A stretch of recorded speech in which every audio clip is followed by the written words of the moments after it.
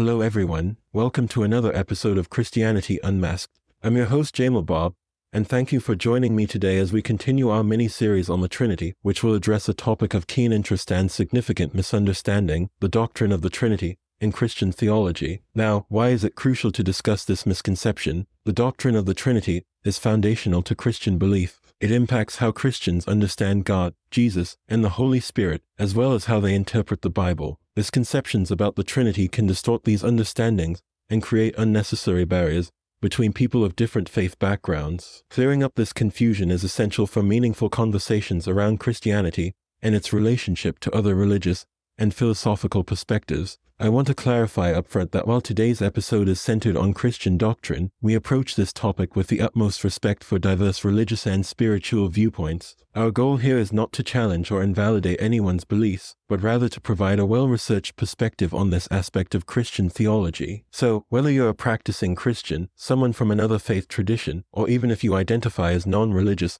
but are curious about the topic, there's something here for you. Stick around as we debunk myths, explore history, and engage in a thoughtful discussion about the origins of the Trinity in Christian doctrine. Now that we've set the stage, let's dive into the core of our discussion today, the Trinity in Christian doctrine. In its most basic form, the doctrine of the Trinity posits that there is one God who exists as three distinct but co-equal and co-eternal persons, the Father, the Son, and the Holy Spirit. This isn't a contradiction, but a mystery that has been a cornerstone of Christian belief for centuries. Importantly, each person of the Trinity is not a separate deity, but fully God, sharing the same divine essence. Notice that the term name is singular, not plural, emphasizing the oneness of God in three persons. Another key verse is 2 Corinthians 13:14, often called the Apostolic Benediction, which refers to the grace of the Lord Jesus Christ, and the love of God and the fellowship of the Holy Spirit. These and many other passages provide the scriptural basis that Christian theologians have explored for centuries to articulate the Trinity. Finally, let's touch on some historical context. The doctrine of the Trinity was formalized in the early ecumenical councils of the Christian Church. The Council of Nicaea in the year 325 was convened to address the Arian controversy, which questioned the divinity of Jesus Christ. The council affirmed the full divinity of Jesus, co-eternal with the Father, effectively countering Arian claims. Then, in AD 381, the Council of Constantinople extended this to include the Holy Spirit, affirming that he too is co-equal and co-eternal with the Father and the Son. These councils laid the foundation for the Nicene Creed, a statement of faith that explicitly outlines the Trinitarian belief. Understanding the Trinity involves delving into scripture, history, and theology. While the concept might seem complex, it remains a fundamental tenet of Christian belief that has been deeply considered and articulated through both the Bible and the wisdom of the early Christian thinkers. Moving on, let's discuss the origins of the argument that claims the Trinity is a concept borrowed from pagan religious traditions. This argument often originates from various quarters, including critics of Christianity, proponents of alternative religious viewpoints, or even individuals who are simply skeptical of organized religion. The intention behind positing such an argument can range from scholarly critique to polemical challenges aimed at delegitimizing Christian doctrine. To bolster this claim, proponents often cite triads of gods found in various pagan or polytheistic religious systems. For instance, in ancient Greek religion, the trio of Zeus, Poseidon, and Hades governs the domains of the sky, the sea, and the underworld respectively. In Hinduism, the triad of Brahma, Vishnu, and Shiva represents the cosmic functions of creation, maintenance, and destruction. The argument suggests that because such triads existed in other religious systems, either contemporaneously or prior to Christianity, the Christian concept of the Trinity must therefore be a borrowed or adapted idea. It's worth noting that the presence of divine triads in other religious traditions is an interesting point of comparative religion, but it's crucial to understand the substantive differences between these and the Christian Trinity, which we'll explore in the next segment. In summary, the argument claiming pagan origins for the Trinity isn't new and comes from a variety of sources, each with their own motivations and frameworks. However, a close examination of the Christian doctrine in its historical and theological context reveals that the similarities with pagan triads are superficial at best, something we'll delve into as we continue. As we continue our discussion, it's crucial to highlight the core differences that set the Christian Trinity apart from pagan or polytheistic triads. This will help us understand why the argument for the Trinity's pagan origins doesn't hold water upon closer inspection. Monotheism versus polytheism. First and foremost, Christianity is a monotheistic religion, affirming the existence of only one God. In contrast, pagan traditions are often polytheistic, acknowledging multiple gods and goddesses. In the Christian doctrine of the Trinity, the Father, Son, and Holy Spirit are not separate gods but distinct persons within the one Godhead. This is a critical distinction that fundamentally separates the Trinity from any pagan triad, personhood and substance. The theological term consubstantiality is often used to describe the nature of the Trinity. Consubstantiality means that the Father, the Son, and the Holy Spirit are of the same substance or essence. They are fully God, co-equal, and co-eternal. In pagan traditions, gods are usually considered individual beings with their own distinct essences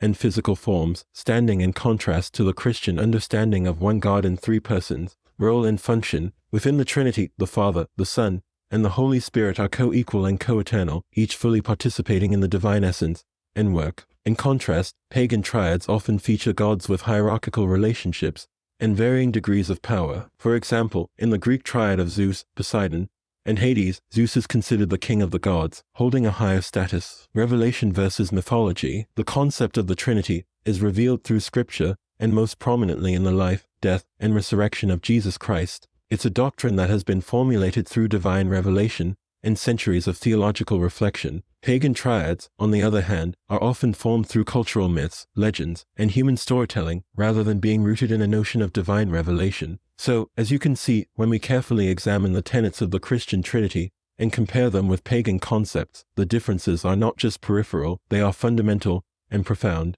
In our next segment, we'll look into the historical context of early Christianity to understand how it maintained its distinctiveness amidst a milieu of varying religious beliefs. Let's now turn our attention to the historical context in which early Christianity emerged and evolved. This period is fascinating not just for the birth and spread of Christianity, but also for its rich tapestry of various religious and philosophical beliefs. Early Christianity was born into a milieu of multiple religious traditions, including Judaism, various Greco-Roman religions, Gnostic sects, and Eastern religions like Zoroastrianism. Despite this pluralistic religious landscape, early Christianity maintained a distinct identity, largely rooted in its doctrine, including the concept of the Trinity. A significant factor in the distinctiveness of early Christianity was the work of Christian apologists, who actively distinguished Christian beliefs from pagan ones. Figures like Justin Martyr and Tertullian played pivotal roles in this regard. Justin Martyr, for example, engaged directly with both Jewish and pagan criticisms in his works, like First Apology, defending the unique aspects of Christian belief.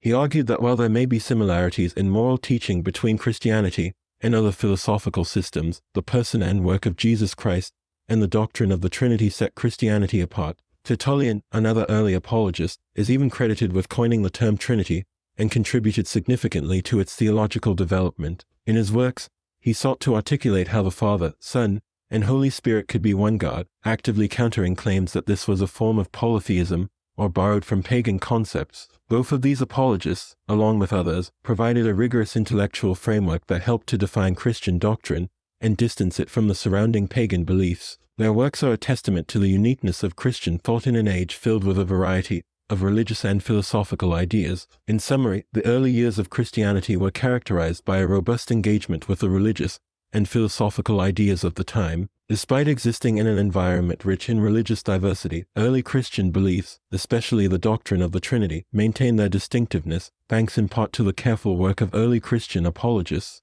As we've seen, the Trinity is not a concept that was borrowed or adapted from pagan religions, but is unique to the Christian understanding of God. As we move towards the conclusion of our discussion, it's worth considering what the broader academic and theological community has to say about the origins of the Trinity. The scholarly consensus largely supports the notion that the Trinity has distinct roots within the Judeo-Christian tradition, rather than being borrowed or adapted from pagan religions. Firstly, it's essential to note that the doctrine of the Trinity was formulated through a rigorous process of theological reflection, debate, and ecumenical councils. As we have already discussed, this depth of intellectual and spiritual inquiry is part of what sets it apart as a unique concept within the Christian tradition. Leading theologians and historians have lent their voices to this consensus. For instance, John Norman Davidson Kelly, a renowned historian of early Christianity, emphasizes in his works that the Trinitarian doctrine was a development from within the Christian understanding of the nature of God, rather than an external borrowing. Similarly,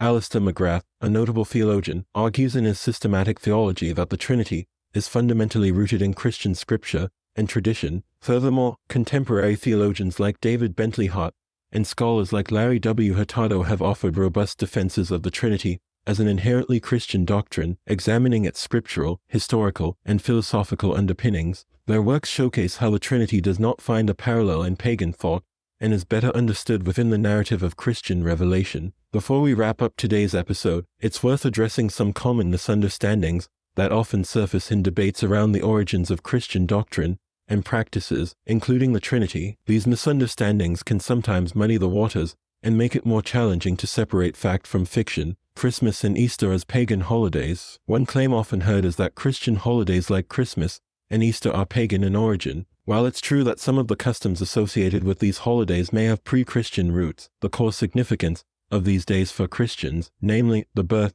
and resurrection of Jesus Christ, is unequivocally Christian. These events are commemorated in the Christian liturgical calendar and are deeply embedded in Christian theology. Symbols like the fish or the cross. Another point often raised is the usage of symbols like the fish or the cross, which some claim have pagan origins. While symbols similar to these may appear in other religious or cultural contexts, their meaning within Christianity is unique. The fish symbol, often seen as an acronym for Jesus Christ, God's Son, Savior, was a secret symbol used by early Christians. The cross, far from being a borrowed symbol, is central to Christian belief as it represents the crucifixion and resurrection of Jesus Christ. The term person in Trinitarian doctrine. The use of the term person in describing the Trinity also confuses some people, as they assume it implies three separate gods. However, in Trinitarian doctrine, person is a technical term used to describe the distinct ways God is revealed as Father, Son, and Holy Spirit, while maintaining the oneness of God. It's not akin to human personhood, and doesn't suggest polytheism. The pagan triads. Lastly, as we've previously discussed, comparisons with pagan triads like Zeus, Poseidon,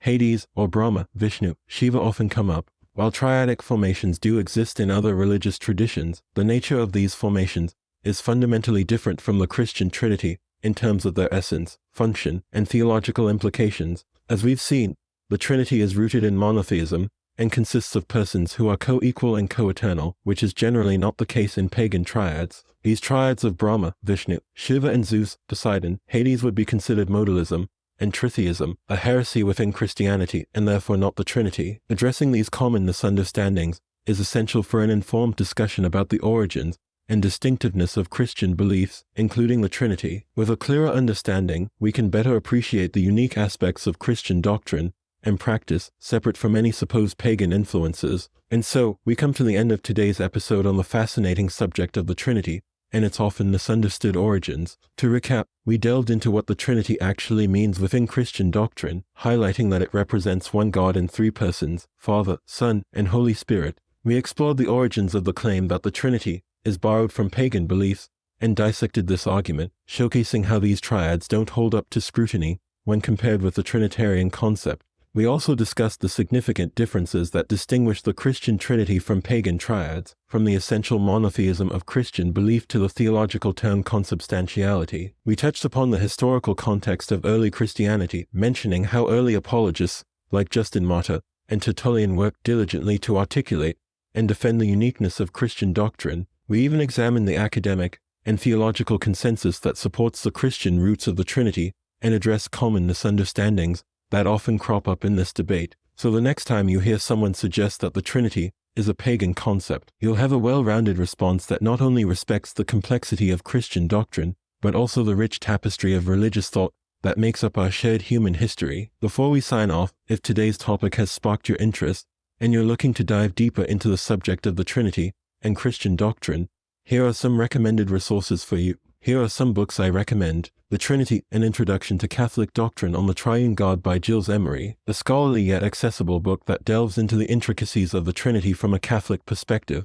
The Deep Things of God, How the Trinity Changes Everything by Fred Sanders. This book looks at how understanding the Trinity can transform your faith and worship. The Forgotten Trinity by James R. White, a practical book aimed at laypeople, providing a clear understanding of the Trinity. Early Christian Doctrines by John Norman Davidson Kelly. For those interested in historical development, this book is a comprehensive look at the doctrines of early Christianity, including the Trinity. Thank you for joining me on Christianity Unmasked. I look forward to diving into another enlightening topic with you soon. Until then, take care and have a wonderful day.